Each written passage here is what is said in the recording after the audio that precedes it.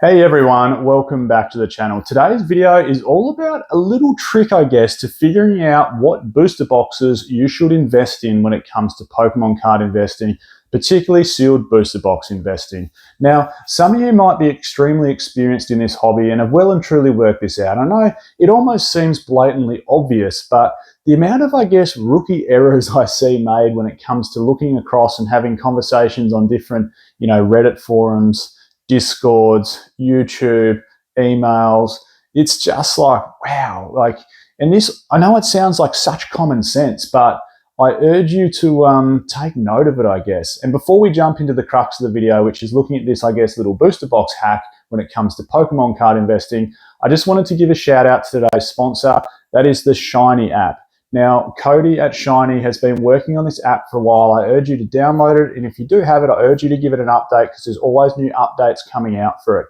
This is an app where you can put in all your singles and sealed Pokemon card collection, plus other TCGs, of course, but obviously we're focusing on Pokemon here. It'll show you up-to-date market pricing, which refreshes daily across multiple sources from TCG Player and eBay to collate a fair market price for a card or a sealed product.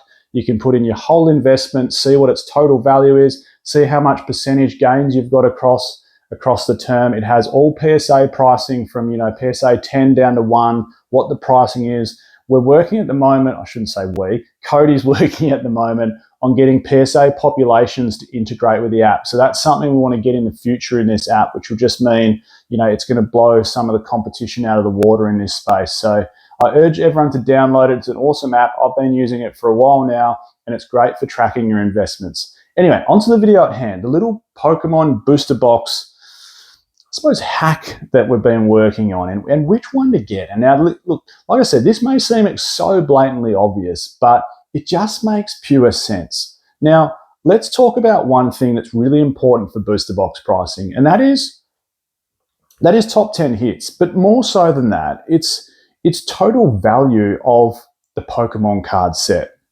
Total value of a Pokemon card set really helps in booster box pricing. Now, sometimes booster box pricing can be held up with a main chase card, but if we rewind back, and here's a good example, right, before I get into the crux of it, if we rewind back to Sun and Moon era, okay, there's a very, very strong chase card sitting inside a set called Burning Shadows. And that card is Charizard GX Rainbow Rare.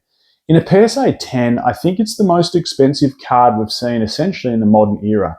The Rainbow GX Charizard from Burning Shadows in a PSA 10 is an incredibly expensive card. It's very, very tough to grade because print quality at the time was a bit rough. But that set is boom or bust. That's the only chase card inside that set. And if we actually look at booster box pricing, what almost rings more true throughout the Sun and Moon era is the higher total set value, the higher the price of the booster box. And I want to give you some examples of how this plays true throughout, pretty much every generation of Pokemon from Gen 9 right back through to Gen 1. So let's start with Gen 9, right? What's the most expensive total set value out of all the sets from Scarlet and Violet so far? And the most expensive total set value is Surging Sparks. And this has actually been creeping up a little bit, believe it or not, after launch. And look, total set value can change, particularly when a set is maybe in its first sort of, 2 to 4 years of fruition, because sometimes we see massive changes to single pricing.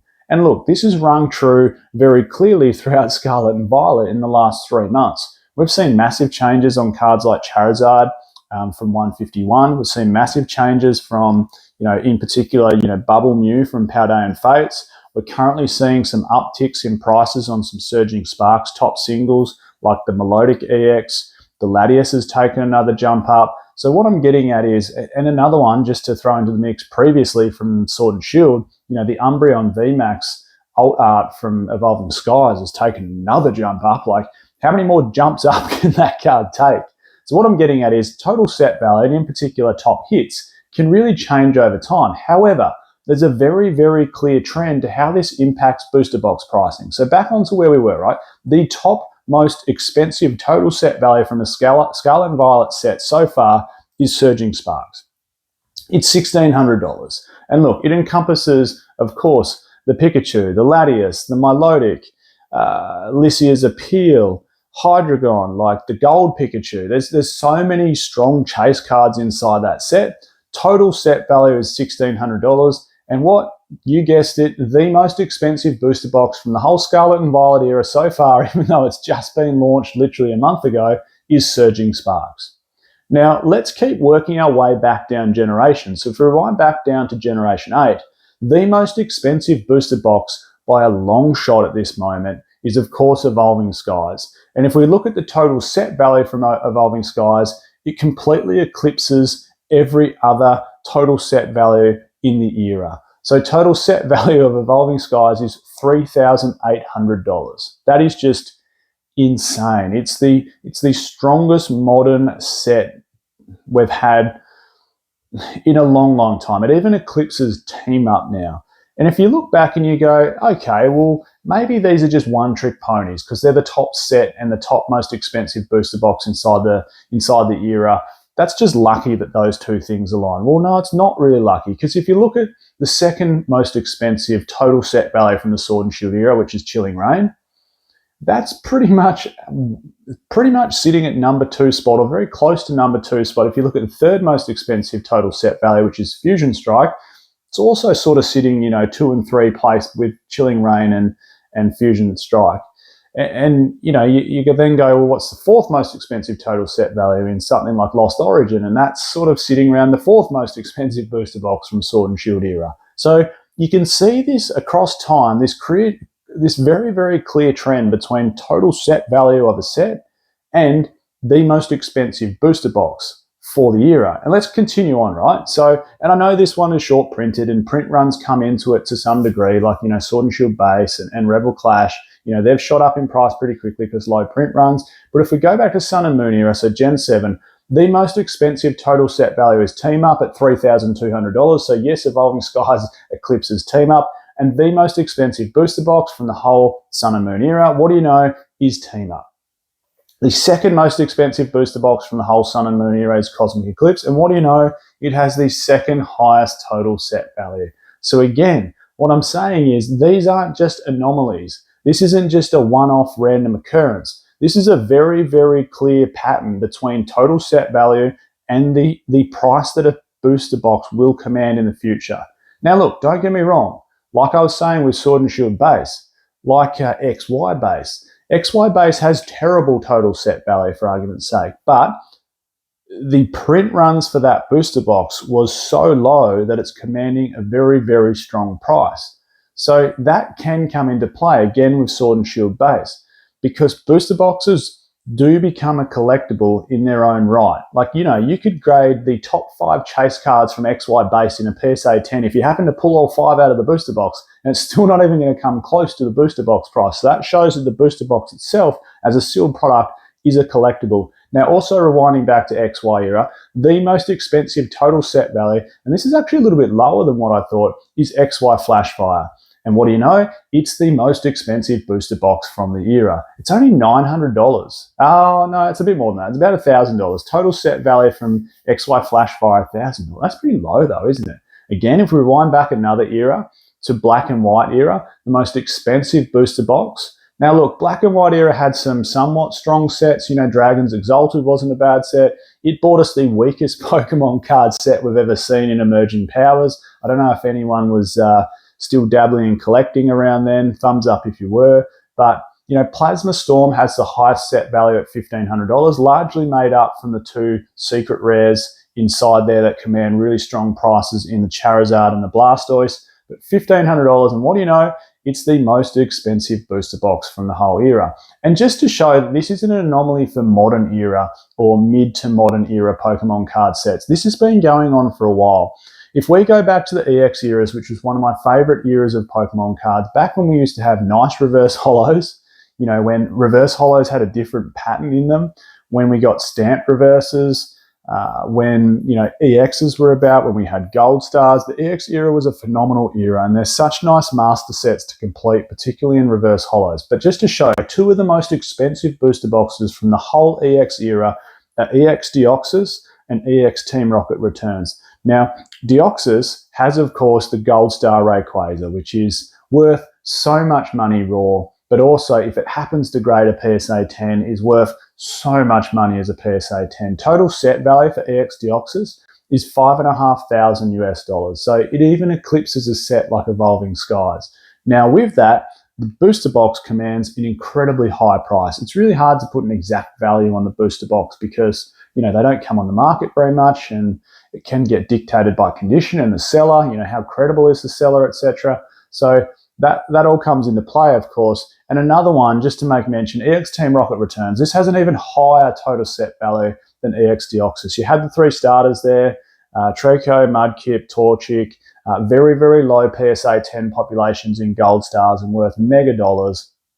Some really nice EX, some dark EX cards, some really nice artwork inside EX Team Rocket Returns. $7,000 is total set value. And again, look how strong the booster box is. Mewtwo on the cover of the booster box. It is one hell of a Pokemon card set, which commands an extremely high booster box price. So what does all this mean? What does it all mean from an investing standpoint to even care about any of that? Why does it matter how much a booster box is worth? And why does it matter what the total set value is inside a set of Pokemon cards from an investing standpoint? And it's a really, really simple answer. And the essential answer is the higher the total set value, and I guess, the stronger the chase cards that are inside the set, and maybe, their flow-on or multiplier effect in grading a PSA 10, then the better future potential the booster box has as an investment piece. I think that's basically the answer. The stronger the total set value, the better the example the booster box will have and chance it will have of being a strong investment in the future. So again, what does that mean in terms of where to park our money? And look, people have little cracks at me about telling people to buy stuff. When I told people to buy Fusion Strike or Astral Radiance or whatever it might be, everyone, you can't tell people where to park their money. You're not a financial advisor. Well, okay, if I get it wrong sometimes, like maybe 1 out of 100, I might say, 1 out of 10, I might get it wrong. But look, when it comes to parking your money for this scenario, just have a look how strong a set is. And look, like I said, singles prices can change. Like Paldean Fates looked somewhat mid when it come out, but now people look at Paldean Fates in a completely different light because the Charizard's uptick, the Mew's gone absolutely bonkers. There's a bunch of really cool shinies inside there. The pull rates when it comes to opening packs, it's like 45% chance of pulling something from, a baby shiny through to a shiny, through to a special illustration rare. So Paldean Fates will actually be looked at in a different light. So what I'm getting at is, yes, singles can change, but when it comes to the here and now and where you want to park your money, my suggestion is to look at the total set value of a set. That's really going to make a difference. And when you look at that and you go, okay, so how many holiday sets have we had so far? We've had Shrouded Fable, we've had 151, we've had Paldean Fates. That must be about it, isn't it? So, okay, we look at those 3 for argument's sake, and we go, well, where are we going to park our money into, booster packs or elite trainer boxes? And well, it's a pretty simple answer. Which one's got the highest total set value? Which is 151. Which one's got the second highest set value? Paldean Fates. Which one's got the third highest set value? Shrouded Fable. I can guarantee almost in 5 years' time, when we look at elite trainer box prices, 151 will be the most expensive, Paldean Fates will be the second most expensive, and Shrouded Fable will lag behind those 2. When we look at booster box prices, what's got the highest set value? Surging Sparks at the moment. I can guarantee you in the future, when we look at them, Surging Sparks, and this is forgetting, okay, that there's the future sets like Team Rocket, etc., maybe, Pokemon 156, the black and white, but, Surging Sparks will be the most expensive. It'll probably be followed up by the second most expensive, which is something like, Temporal Forces. Then it'll probably be followed by Paldea Evolve. Then it'll be followed by Paradox Rift. Then it'll be followed by, I think, Stellar Crown might be next. I've completely missed Twilight Masquerade. Surging Sparks, Twilight Masquerade, then it'll be Temporal Forces, Paldea Evolve, Paradox Rift, Stellar Crown. Unless there's hugely different print numbers for all of those sets, based on demand for chase cards, it should just play out that way. And history doesn't lie. We've just gone back through Gen 8, Gen 7, Gen 6, Gen 5, and they all play out the same. Like, the total set value is really, really important. So take it with a grain of salt or take it as really solid advice. I'm Michael, this is Poke Oz, and I'll catch everyone next time.